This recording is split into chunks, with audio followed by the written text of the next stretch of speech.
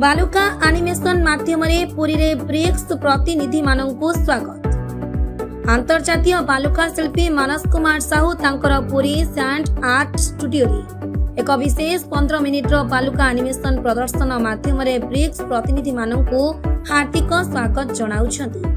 एही प्रदर्शन रे ब्रिक्स रो एकता, सांस्कृतिक समन्वय, बंधुत्व एवं वैश्विक सहयोग वार्ता को कलात्मक भाव में उपस्थापन करा से देश पुरी एवं भारतर समृद्ध ऐतिह्य और संस्कृति को मध्य प्रदर्शित करा। ब्रिक्स राष्ट्र गुड़िक मध्य एकता, शांति और सहयोग को समर्पित एक अनन्य कलात्मक श्रद्धांजलि।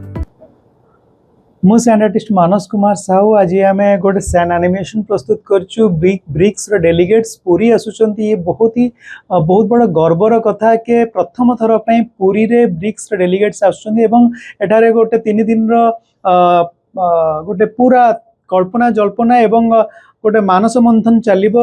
देश भितर गोटे संपर्क केमती गढ़ी हम, आगामी दिन में केमती देश भितर गोटे भल बंधुत्व स्थापन हम, सब जिनस को लेकर गोटे आम सैन एनिमेशन प्रस्तुत करिचु। ए sand animation together for a better tomorrow रो वार्ता देचु।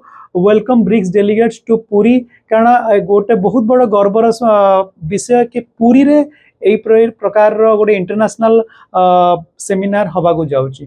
तो ये सैन एनिमेशन करिया पे हमको 15 मिनिट समय लगी। Bureau report Narad news Odia.